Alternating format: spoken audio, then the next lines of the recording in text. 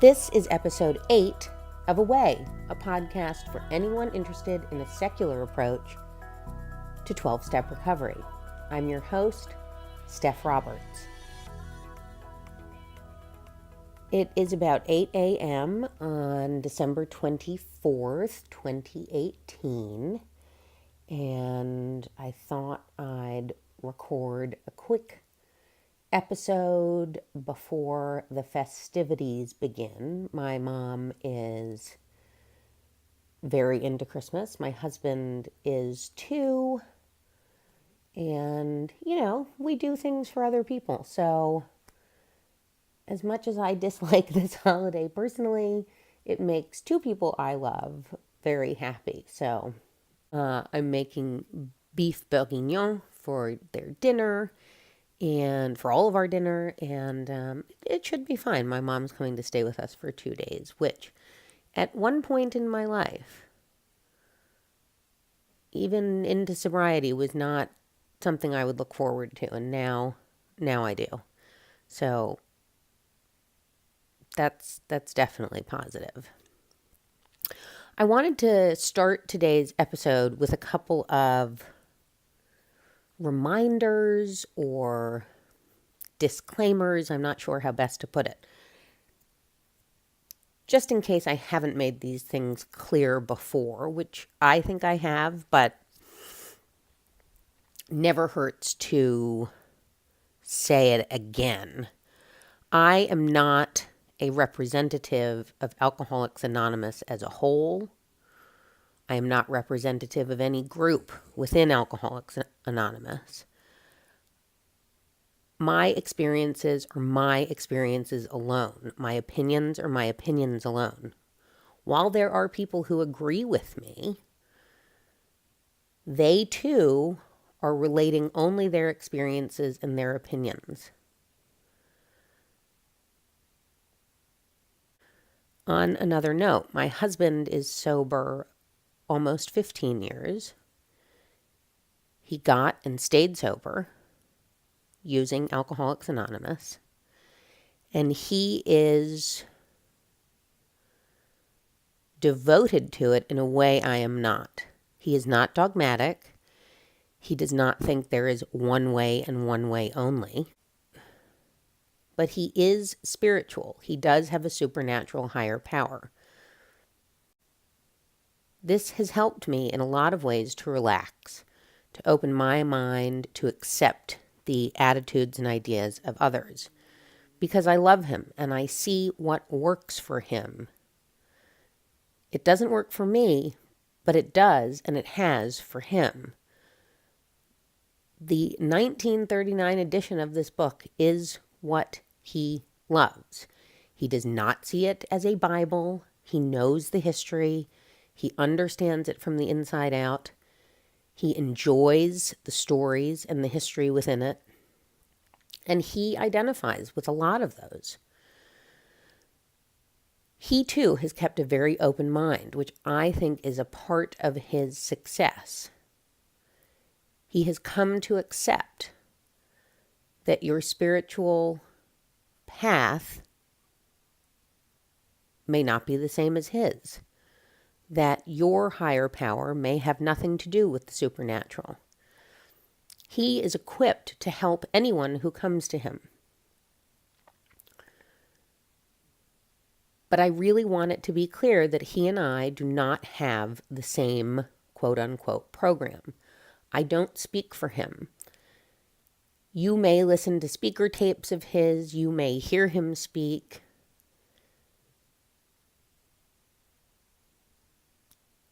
It is important to know that. I don't want anybody to think that he and I have the same opinions on this, as much for him as for me.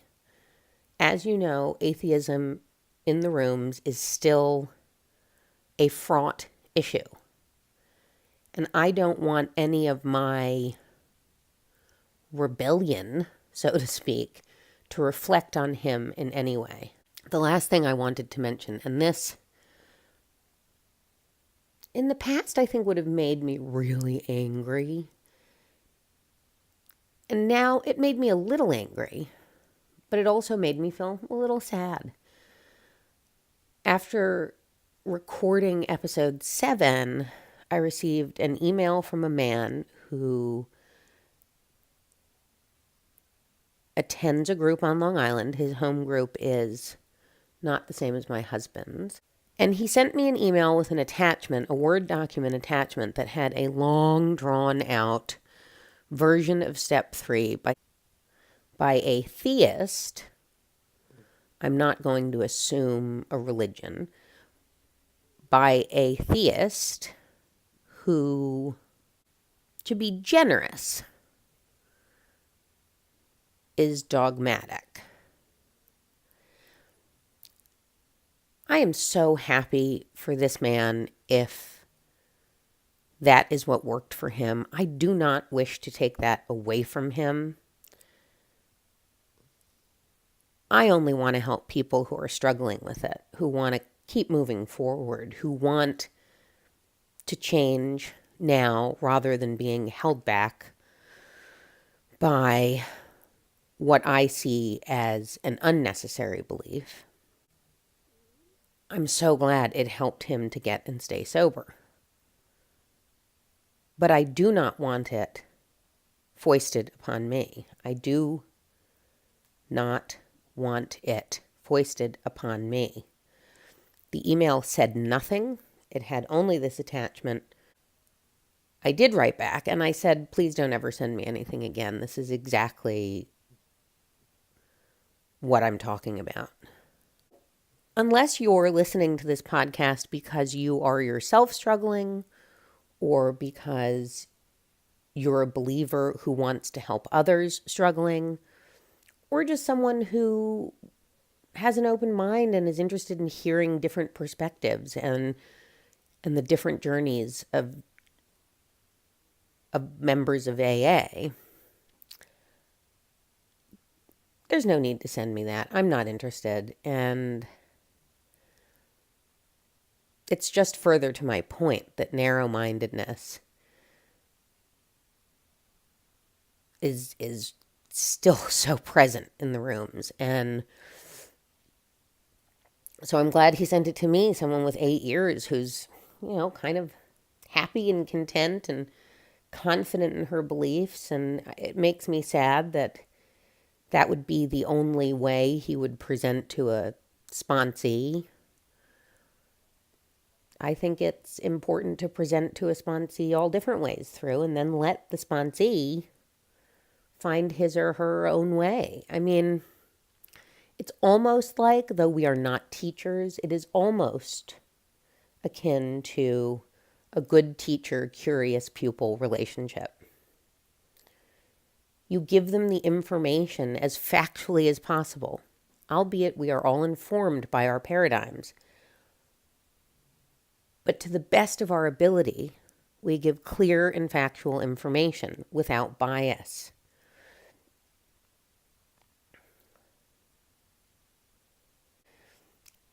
If this podcast is just making you angry and not making you think, this isn't the podcast for you. There's literally no point. I'm not here to anger anybody. And this isn't a country or a world in which I can say you have to listen to me. The whole point is this is a way through the big book and the 12 steps. This is not the way. This is only one way, my way. Perhaps it will be similar to your way. Okay, we're going to go right back into We Agnostics. We left off on page 47 with, I think, we needed to ask ourselves but one short question. Do I now believe, or am I even willing to believe, that there is a power greater than myself? And so I like to read that or see that as step 2. Am I willing to believe that I cannot do this alone, but that I can do this with the help of others? And am I willing to trust those others? That's it. Keep it simple. Your other may be God. That may be a part of your collective of others. but it doesn't have to include God.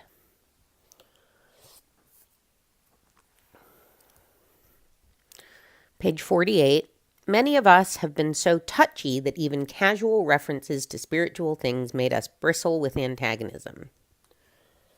Sure, when I was 16. I mean, I just, and again, like Bill and Bob, they were young in their sobriety. So if we really believe the idea of arrested development, that we never fully emotionally matured, and that only in sobriety will that change, then Bill and Bob and the others were perhaps emotionally a little behind.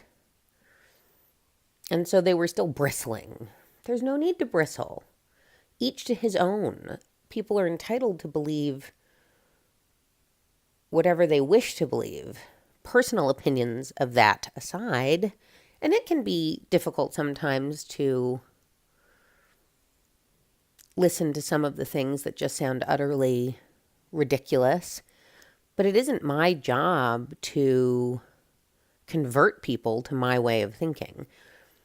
Like it or not, this country is built on the idea that you can believe whatever you want. That is including atheism. That can be your doctrine.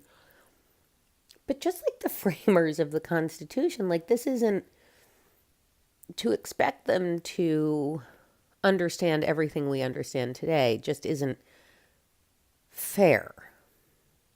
And while it's not an excuse for some of the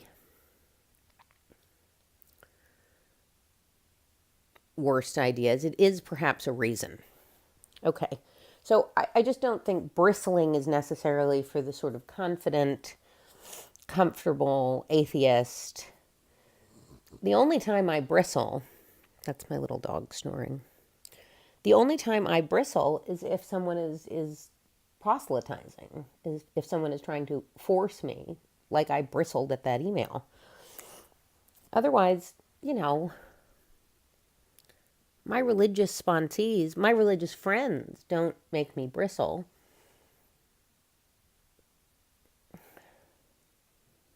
Only the zealots and the fundamentalists make me bristle. And I'm sort of at a point in my life where walking away seems like a better option, because most of the most dogmatic people, most of the fundamentalists, most of the zealots, they don't hear you anyway. It's like banging your head against a wall.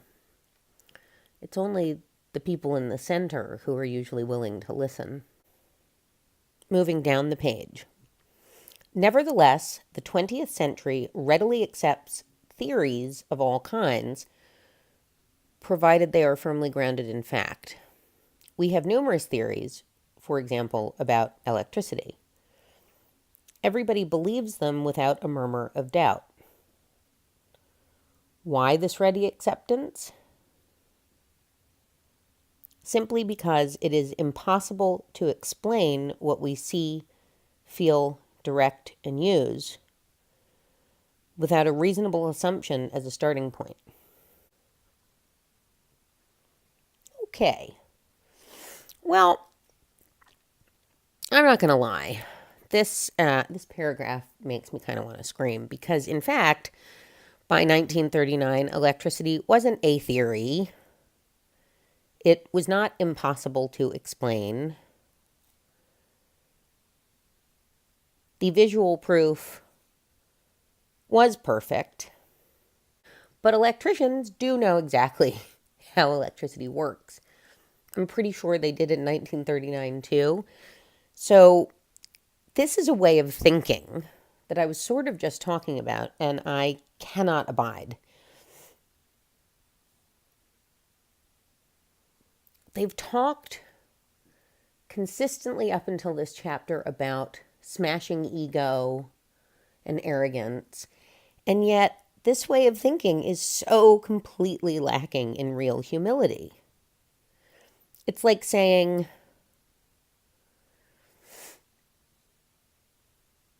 because I don't understand it, it must be inexplicable.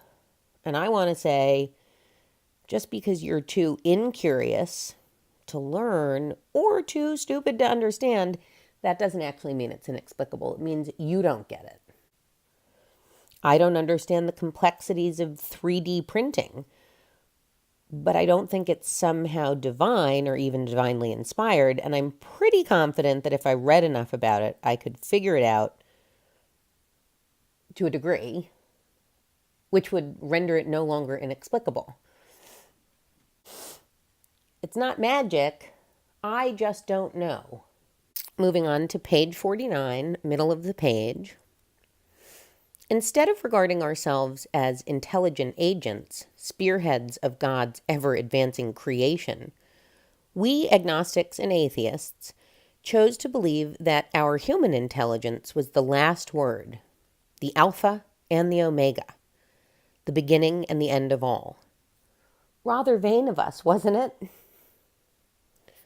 So this paragraph to me is very funny because it's actually the complete opposite to my mind.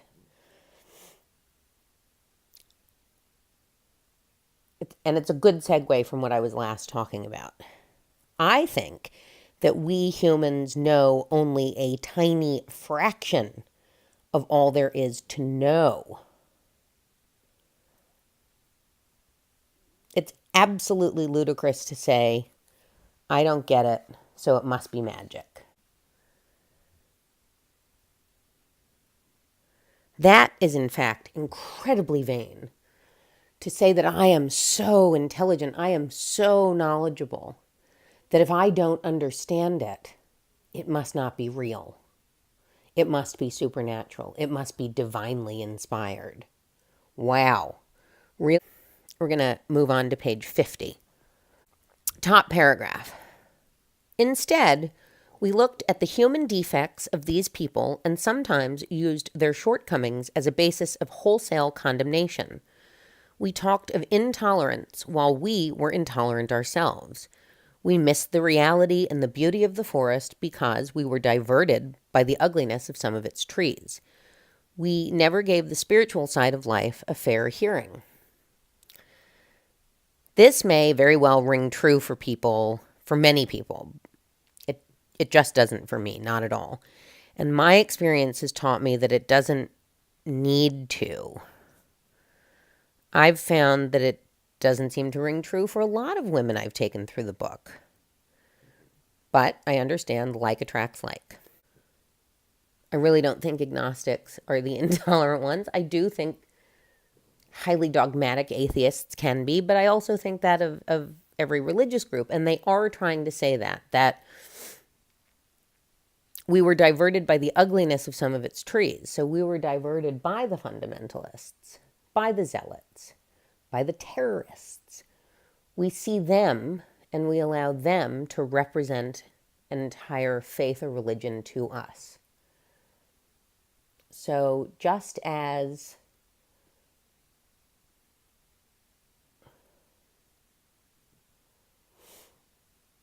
I think that is true for many people. I think that incredibly ignorant people do see the fundamentalists in a faith as representative of the entire faith.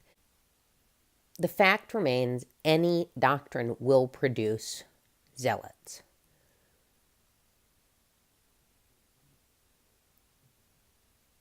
It is our responsibility to see past them. Maybe in 1939, although I should think this is not related to the time period, I should think that this is something that a conscientious, mindful person would always understand. The loudest voices are often the most dogmatic, but do not represent the many. They are the few. Page 54. Had we not variously worshipped people, sentiment, things, money, and ourselves? Okay, first of all, sure, but this is like every human ever. I also don't love the word worship here.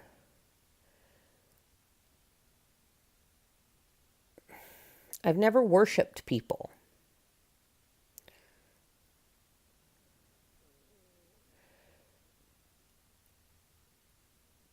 I tend not to put other people up on pedestals. I cherish some people. I don't worship them. I'm not sentimental, so I don't identify with that at all. I am not someone who worships things or money at all. That is not, as a sober person, that is not of interest to me. It would appear when I was drinking as if I did, as if I valued money and appearances and things, fancy bags, fancy shoes, all of that. It would appear as if when I was drinking I worshiped those things, perhaps. For me, what was really happening was unbearably low self-esteem and self-loathing that I was attempting to cover up with things and money in order to hide my true innermost self. The minute my innermost self became more confident, the minute the script in my head changed, so too did that change. I have not the least interest in fancy bags or shoes.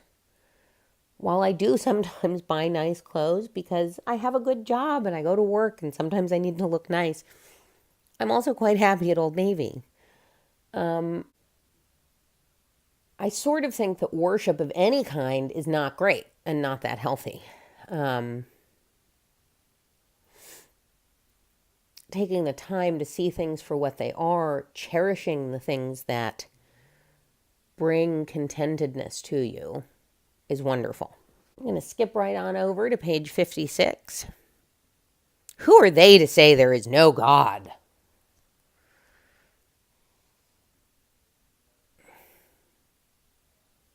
And what, pray tell, are your credentials to say there is? I would check out the critique of We Agnostics on aagnostica.org to take this a little further. I'm not going to take it any further. There is a lot of stuff out there that delves deeper. There's enough out there to help you in your search. There's enough out there to help you in your struggle, to help you find what's important to you. We are 80 years on. We have evolved tremendously. My suggestion is to look elsewhere. There is no particularly compelling history in this chapter or any compelling reason to read it. If you're someone who just wants to read every line, likes having that structure, do it. But do it with a grain of salt. Don't let it deter you from other important things in the book. Perhaps you save it till the end. Perhaps you read it later. There's nothing to say everything has to be read in order. You might be someone who wants to start with how it works. The writers were trying to make it a clear order so that you could identify the alcoholism, admit you have a problem, become willing to ask for help, and then move on to the other steps. They've just pounded that into your head over and over and over and over with these chapters. Visit aabeyondbelief.org and aagnostica.org for more information, more in-depth review of the chapter We Agnostics. If you are a believer and you find it incredibly helpful, there are plenty of sites that will go into it with a positive eye and a contented way of looking at it, and you may well want to explore those too. Most atheists say this: question everything. I would say that's applicable to everyone. Question everything.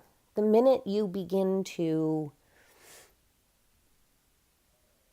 follow blindly any one idea, mine included,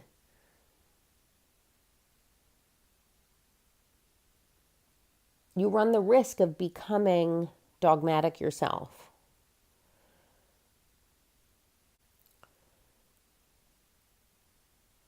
Remember to keep the preamble in mind at all times. In my opinion, that is one of the most important things you can read and remember always.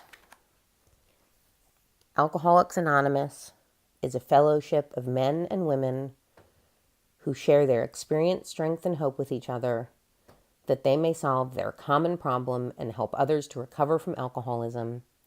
The only requirement for membership is a desire to stop drinking. I hope you feel comfortable with the knowledge that together we can find a way.